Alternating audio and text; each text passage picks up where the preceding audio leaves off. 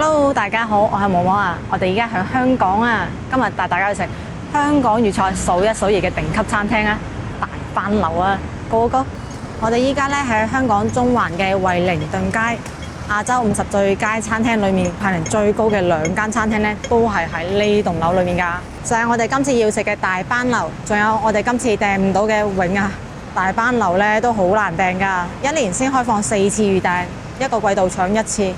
次次都係秒冇㗎，超級難訂啊！最新一期亞洲50最佳餐廳榜單裏面，大班樓又係攞第一喎，而樓上嘅永呢，就係排第2，排第6嘅裕愛灘，我哋都會拍過晒佢嘅招牌菜啦。有興趣嘅可以睇下呢期喎。30樓嘅呢一間呢，都係永旗下嘅餐廳嚟㗎喎，而2樓嘅呢間芙蓉無雙呢，就係新榮記旗下嘅餐廳啦。咁我哋要食嘅大班樓呢，就喺3樓。大班樓呢，係喺2009年嗰陣時由葉一蘭同埋鄧天創立㗎，核心理念呢，就係堅持雞有雞味、魚有魚嘅味道，粵菜本味啊，拒絕奢華嘅食材。咁係米芝蓮1星嘅常客啦。雖然呢就未攞過2星，不過亞洲50最佳餐廳嘅榜單排名呢，就一直都係好高嘅。亞洲第1同第2呢，都係經常攞㗎。咁長期呢，都係亞洲粵菜第1，簡直就係粵菜之光啊！咁呢係安排咗窗邊位喎，可以睇到皇后大道中嘅景色啊！睇住個噴泉㗎，都幾靚啊！咁我哋今次呢係會食呢9道餸嘅，咁係提前1個星期發郵件嚟俾我哋揀菜㗎，每個種類呢都有幾種可以揀嘅。咁我哋分別呢係揀咗酥炸蟹肉香菇盒、龍井菊花煙乳鴿、山楂梅子脆皮豬尾、雞油花雕蒸花蟹配陳村粉、南乳麵醬炸子雞、大班樓酸辣甜蒜牛四味、XO 醬炒時菜、蟹肉鮮蝦蝦乾蝦醬炒飯，同埋甜品3味。酥炸蟹肉香菇盒份量唔會細嘅，咁碟呢係暖嘅喎，聞到有蟹肉嘅香味，而且仲有少少好靚嘅油嘅香味。成個呢炸到好透㗎啦，而且中間嗰部分呢係好似撳咗佢落嚟咁樣嘅，所以會有少少粒位嘅，非常之香脆，好輕薄。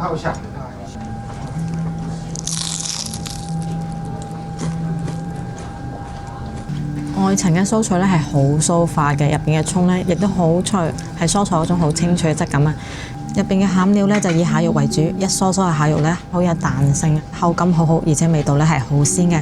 不過如果淨係食佢嘅話，會覺得稍微油口咗少少啦，建議都係點一點個魚露。咁我哋就試一試點魚露啦。服務員呢就話呢個係魚露，但我覺得呢就更加似我哋嘅酸甜醬啊！你睇呢個質地同埋呢個色水，同埋入邊嘅料，咁我哋就點一點試一試佢味道啦。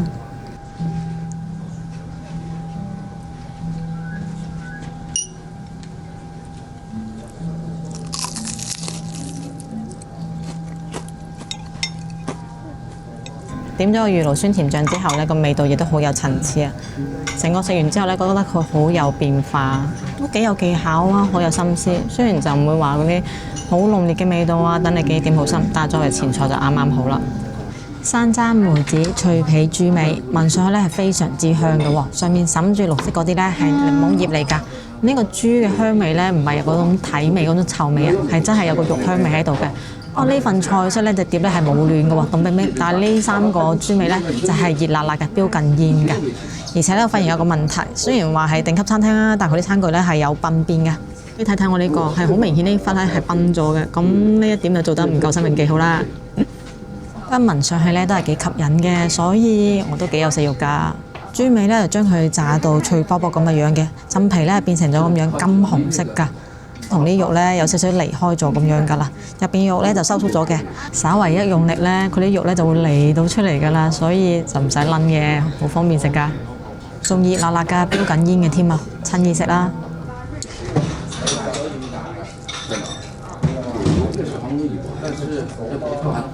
豬皮非常之脆啊，酥化咁脆啊，比品客薯片仲要脆啊！入邊嘅肉呢係已經入口即化嘅程度㗎啦，一啲都唔覺得油膩，好香啊，鹹味嘅，而且佢有梅子嗰個味道喺度㗎，好香甜啊，酸酸地咁樣好過癮啊！將個味道呢控制得啱啱好，好帶動到食慾，又唔會覺得膩喎。呢個餸呢就真係幾特別、幾出色、幾好味啦。前調呢係酸甜嘅，中調呢就係肉香味，尾調仲有少少嘅煙燻味，將啲味道呢玩得好有技巧、好有層次。我覺得呢個餸呢就俾到我驚喜啦，希望後邊會有更加大嘅驚喜啦。龍井菊花煙乳鴿，哇！一上嚟就聞到好香濃嘅煙燻嘅味道啊！咁佢呢度呢係冇配手套嘅，但係配咗濕巾啊，即係就徒手撕乳鴿啦，親身感受下佢有幾咁脆，有幾咁滾熱辣啊！呢個乳鴿呢係比較細嘅喎，咁樣嘅肉呢都多汁啊！咁話晒呢種煙燻乳鴿呢就唔係紅燒乳鴿，所以汁嘅程度呢肯定唔一樣嘅。但係煙燻都可以做到咁多汁，都算好犀利㗎啦。皮呢金紅色夠緊緻啊，睇上去都幾吸引啦。唔同類型嘅乳鴿。好有彈性嘅，嚟手撕乳鴿，睇睇入邊有冇汁啦，都滴到汁㗎。啱先嘅角度呢，可能睇唔清，依家呢個角度呢，應該睇得到，真係好多汁喎！煙燻鴿有咁多汁，算好難得㗎啦。而且呢，佢係啱啱好熟嘅程度嚟嘅咋，仲係粉紅色嘅肉啊！睇夠咗，我哋就開餐試一試味道啦。聞起身呢，真係好香。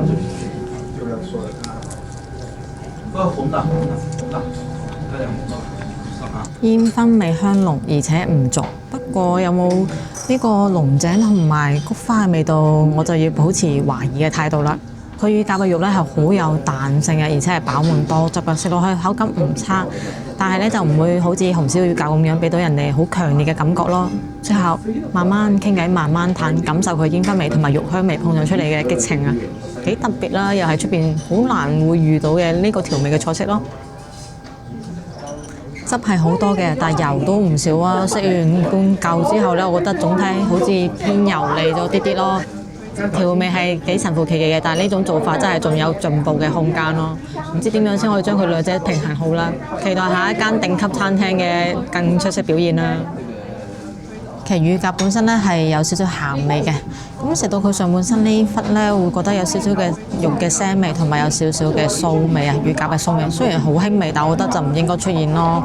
所以呢道餸呢，我覺得整體嚟講係麻麻地嘅咋。雞油花雕蒸花蟹配陳村粉，賣相呢就非常之震撼嘅，大大隻花蟹打橫咁樣趴住喺呢隻碟中間啊！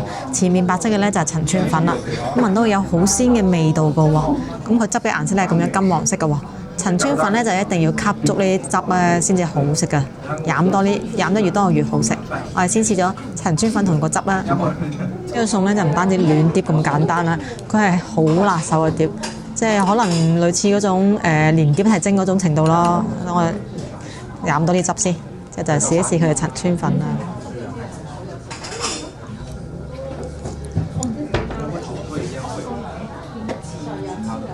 個汁一靠近呢，就已經聞到好香嘅酒味，味道呢係好鮮嘅，食落去香味更加爆燈添啊！而且呢，佢係好純嗰種酒嚟㗎，味調我覺得有少少啲多嘅苦咯，但係感覺係嗰啲老人家會識欣賞嗰種好純好香嘅酒啊！呢個陳村粉呢，出品就比較差啦，口感比較厚啊，只有普通嘅軟同埋普通嘅滑嘅咋，好厚喎，好似食緊豬腸粉一樣喎，而且呢唔夠軟滑啊，感覺好似之前喺香港食到嗰個幾蚊雞嘅豬腸粉呢，比佢好食得多聲添。而且呢，佢唔可以好輕易咁樣呢將佢拉開嘅喎，冇辦法做到完美咁樣吸晒啲汁嘅喎，完全就唔係頂級餐廳嘅水平咯，好普通嘅陳村粉喎，真係好普通喎，我係中意食陳村粉㗎。佢啲酒啊都冇溝勻嘅，有啲地方呢就全部都係花雕味，有啲地方呢又冇花雕味喎，食落去啖啖都唔同味咁樣嘅，咁樣都得嘅咩？有啲麻麻地，呢個得個樣比較睇得下，呢個仲要係招牌菜添喎。試完咗粉同汁，係時候就睇睇隻蟹啦，睇睇佢多唔多肉啊，咁樣嘅都大嚿㗎，佢仲配咗食蟹嘅3件套嘅。我哋先睇睇啊，標緊煙嘅新鮮滾熱辣嘅蟹啊，肉都幾飽滿㗎，幾多㗎，雪白嘅蟹肉配住呢個金黃色嘅汁啊，唔知會唔會有驚喜啦？最好就唔好驚嚇啦，我已經俾個陳村粉嚇親啦。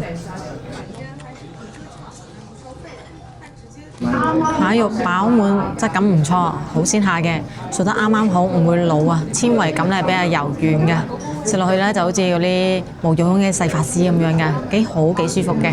不過嗰個汁嘅味道咧真係麻麻地，搭配埋一齊之後呢，係唔會有升華效果嘅，就係各食各嘅咯。不過呢個程度，就算蟹在鮮啊，都唔可以叫做招牌菜嘅，只不過係叫蒸得比較有技巧啫嘛，揀材料揀得比較好啫嘛，去得到招牌菜嘅咩？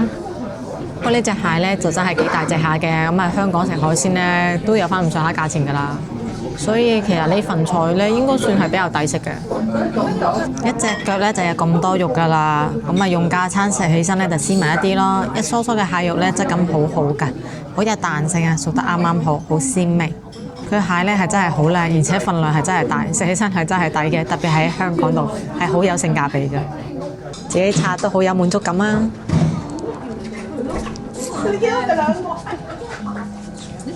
如果隻蟹用苦咁，有人幫手拆埋就更加好啦。南乳麵醬炸子雞皮咧就燒到卜卜脆噶啦，而且咧好薄啊，睇起身咧就好似薯片咁脆噶啦。至於雞咧就真係睇睇先知啦。哎呀，咦？頂級餐廳唔切斷咁好意思咩？真係嗱，係冇斷㗎。哇！而家啲餐廳都咁搞笑㗎。無論骨啊，定係佢下邊啲肉啊，都唔係切得好斷嘅咯，所以就攆住咗大嚿骨髓咧，係比較紅嘅，輕輕咁樣生咗少少咯，都幾難得見到咁生嘅肉質咧係咁樣嘅，都算多汁啦。但係呢個樣咧係有少少恐怖嘅。不過其實佢塊雞皮咧係有人嘅，好薄嘅一塊雞皮啊，薄薄嘅金黃色嘅雞皮啊，下邊咧有啲咁多嘅脂肪嘅，感覺上嗱又係好似嗰啲黃油咁樣嘅，希望係真係黃油啦，芝士味道啦。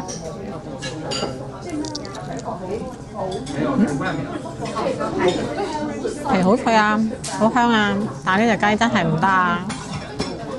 我啲雞好有飼料雞嘅感覺，啲肉咧係真係軟嘅，即係嗰種軟咧係覺得佢冇靈魂啊！隻雞好似冇做過運動一樣嘅，雞味亦都唔係好明顯喎，係個手法做得幾好嘅，因為真係好香啊，個皮係好香，好脆嘅喎，而且唔肥喎，好薄喎。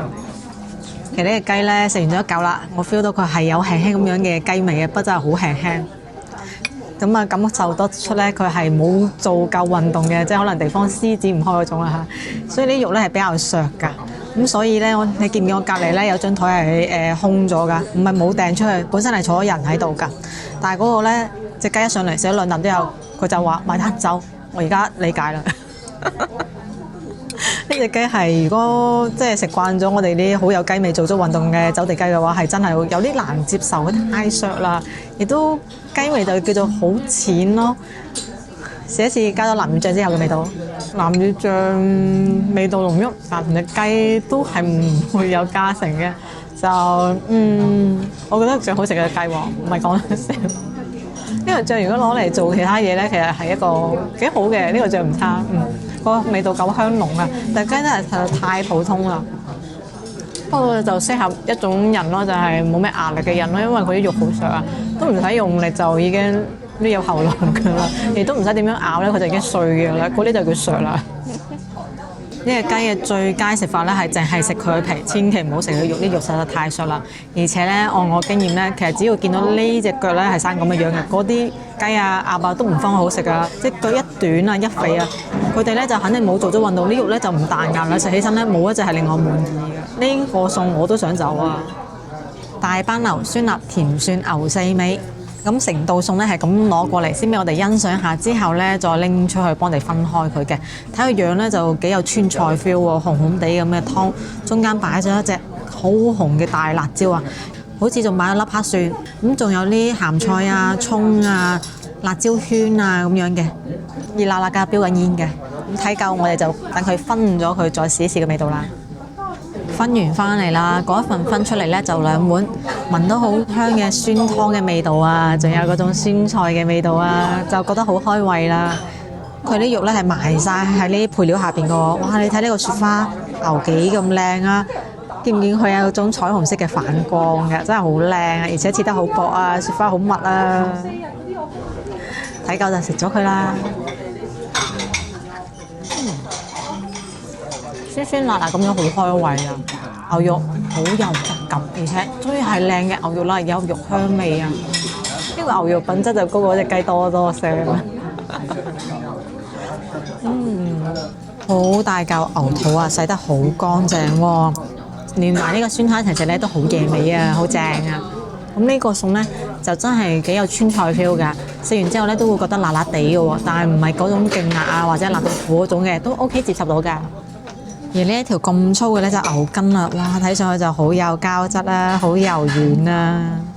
呢個牛四尾每一尾都咁吸引嘅，大大塊嘅牛展好有厚度啊，而且肉質好靚啊，好有牛味，好有纖維感啊！好大牙，一啲都唔蝕牙㗎，唔粗鞋，夠嫩，我中意。呢度嘅牛品質幾高下，好大嚿豆腐啊，口感都嫩嘅，咁啊成個咧都係軟軟地咁樣嘅，外邊嗰層咧都唔脆嘅，好有豆香味㗎，佢係比較好食㗎。不過再好食咧，呢配料都係比唔上牛四尾啊，四件都好正啊。而黑色嘅呢一個咧係黑蒜嚟㗎。咁黑蒜嘅味道咧，本身係甜甜地嘅喎，我覺得同呢個酸湯唔係好搭咯，即係佢唔會起到解膩啊或者驚喜咁嘅效果，就係一個好奇怪嘅搭配咯，唔係好中意食。黑蒜口感係軟嘅，大家食過未啊？可以屋企自製嘅喎。XO 醬炒時蔬啊，聞上去咧就好香啊！呢個 XO 醬咧入邊仲放咗好大條嘅紅椒啊！咩 XO 醬咧？就用呢蝦啊、海味啊、瑤柱啊整出嚟嘅醬啊，海鮮味係爆燈㗎，同時蔬一齊咧係好搭㗎。我哋睇睇呢個時蔬啊，全部都係揀咗菜遠部分嘅咋，而且咧係批咗皮嘅。今日俾嘅咧係芥蘭啊，呢個咧係一個鑊氣菜啊，試一試大班樓嘅鑊氣得唔得啦？咁呢個咧係一個鑊氣菜，但係咧好似我冇咩點明顯感受到佢嘅鑊氣喎。而且呢個芥蘭咧雖然口感唔錯啊，夠爽脆夠嫩，冇老嘅部分，但係有少少苦味喎。佢剔除唔到芥蘭本身嗰種的咁多嘅苦味喎，就做得唔夠完美啦。不過佢個 XO 醬咧就好正啦。嗱，首先咧蝦係好多㗎，粒粒有肉冇沙嘅，呢蝦係食得到㗎，而且個味咧係非常之鮮嘅。哇！呢個 XO 醬正啊，好好食啊，就係個菜差啲咯。蟹肉鮮蝦蝦乾蝦醬炒飯，哇！我覺得佢可以簡單啲叫做蝦炒飯。睇睇呢個炒飯啦，個樣咧係好靚嘅，而且咧係好有鑊氣感㗎。你睇下一刮開佢咧，全部都係煙啊，叭叭聲咁飆出嚟啊！蛋咧係整成咗蛋絲咁樣嘅，完美咁融合晒喺每一粒飯入邊啦。一挖出嚟咧，見到佢啲蝦㗎啦，真係不愧係蝦飯啊嚇！所以有咁多蝦唔出奇嘅。除咗有蝦之外咧，仲落咗好多嘅葱花㗎。咁睇夠咗就試一試個味道啦，試一試個味道得唔得啦？聞上去就夠晒香嘅。好得意啊！佢個名蝦炒飯，稍微炒過咗少少咯，搞到啲飯咧唔夠彈牙，偏軟咗啲啲啊！而且咧佢蝦醬嘅發酵味咧太重啦，太明顯啦，都冚過晒鮮蝦嘅鮮味嘅。再加上咧蝦乾嘅口感咧太明顯啦，嗰種襟咬嘅纖維感咧好靚嘅，搞到我哋食嗰陣時咧完全係沉醉喺蝦乾身上咯，顯得阿鮮蝦更加冇存在感啦，即係味道冇存在感，口感又冇存在感，鮮蝦唔知去咗邊嘅感覺。成份炒飯顯得比較普通咯，又用料好足，好足，用咗好多嘅海鮮。喺香港嚟講咧，性價比真係好高㗎。單獨食嘅話咧，鮮蝦其實好正㗎，口感夠彈牙，味道都夠晒鮮。放咗好多嘅蝦乾，蝦乾嘅味道咧亦都係好鮮嘅。咁佢咧就唔一樣嘅口感啦，襟嚼啊，纖維感比較足啊，咁好好食嘅。就係可惜咯，再好食嘅蝦乾同埋鮮蝦咧，都俾呢個蝦醬冚晒啊！呢個發酵味實在太重啦，全部就得翻個蝦醬嘅味道。蟹肉都好大粒啊，而且味道好鮮啊，口感好好啊，就係個蝦醬錯咯，冚晒佢哋嘅味道。而且佢炒過咗啊，搞到啲米太過熟啦，唔夠彈牙，腍得滯啊！其實用料咧就真係一流嘅，俾料都好咗。雞咧同每一張台嘅人都一樣，就食咗幾嚿唔想食啦。佢啲雞真係好差，至於其他 OK 嘅都食晒㗎啦，剩低嗰啲梗係冇咁 OK 㗎啦。最後上嘅咧係呢個甜品三味啊，分別咧就係杏仁茶、棗黃糕同埋桂花杞子雪糕，個樣咧係好靚嘅，粉粉的紅色，好嬌俏啊！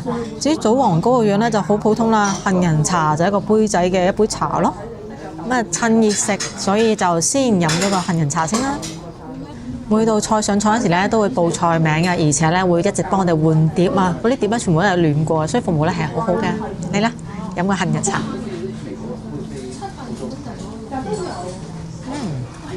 杏仁味十足，一啲渣都冇，覺得好乾淨靚喎。呢個杏仁茶係真係靚嗰種嚟㗎。即係我哋以前啲貴婦點解會中意飲杏仁茶嘅原因，喺呢杯嘢入邊有最好嘅傳承啦，好味道，而且一啲都唔苦啊，就係好純好香嘅杏仁味。飲完咗杏仁茶就嚟試一試呢個桂花杞子雪糕，連個碟啊都係凍嘅，凍到佢起霜㗎啦。咁我哋就唔好等佢用啦，喳喳淋試一試個味道啦。咁靚就梗係要喳喳淋試咗佢啦。口感軟滑，一啲冰渣都未喎。哇，奶香味好足，非常之足。個奶香味濃到好似嗰啲奶片咁啊，真係好香嘅奶香味啊！但可能奶香味太足啦，所以反而顯得桂花同埋杞子嘅味道咧都唔係好清楚喎。雪糕入邊咧係有好多好多嘅杞子㗎，紅紅地色咁樣，好靚嘅個樣。食落去咧仲會有少少軟軟地嘅口感㗎，好似果肉嘅口感一樣嘅，好得意㗎。奶香味咧真係好濃啊，而且一啲冰渣都冇㗎，口感好軟滑啊！最後要試嘅咧就係呢個棗黃糕啦，好似千層糕咁樣嘅，間住啲顏色㗎，一層紅啲，一層咧白啲咁樣㗎，一共咧係有5層㗎，手感咧非常之有彈性㗎，仲會黐住張紙添啊！試一試啦。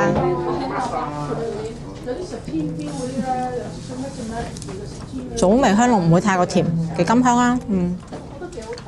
呢個比較有水平喎，呢個真係好甘甜喎，嗰個棗味好香濃喎，係嗰種寫出金絲棗嗰種好香濃嘅棗味嚟㗎，好靚㗎。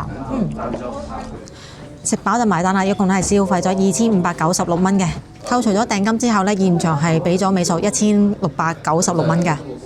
我依家對亞洲50最佳餐廳榜單非常絕望啊！呢個榜單已經係我嘅黑名單啦。上次食第6嘅御外灘係10月底，招牌菜嘅蟹膏係苦㗎，鴿呢就有臊味。今次排名第1嘅大班樓，招牌菜嘅酒呢冇撈勻啊，唔係冇花雕味就係濃到苦。隻雞就唔使講啦，仲要咁難訂位喎。有冇觀眾食過 Vicky 間永㗎？係亞洲第2名喎，係唔係真係咁 balance 㗎？永啊，你究竟係唔係坑嚟㗎？食完大班樓之後呢，我發現佢主要呢係嚟食性價比嘅喎，佢服務呢係好好嘅，環境都唔錯啊。咁佢呢係人均13蚊就已經可以食到9道餸咁多㗎啦，而且呢9道餸之中係包含埋咗海鮮㗎。要知道喺香港度呢，就算食個大排檔啊，人均都要300-400蚊。如果係要嚟食海鮮嘅話，就唔止呢個價添㗎，所以就顯得佢性價比好高下啦。咁講一講今次食咗咁多道餸之中呢，邊個係比較好食㗎啦？一共咧係有3味嘅，咁第1味咧係佢嘅豬味啊，真係味道好正，口感都好一流，係做得最好㗎。而第2個咧就係佢嘅牛四味啦，品質比較高嘅，調味都唔錯，驚豔嘅。至於第3個咧就係佢嘅蟹盒啦。開頭咧就覺得佢即係唔夠驚豔啦，因為其他大菜咧基本上係全部翻車㗎，出品實在太過普通啦。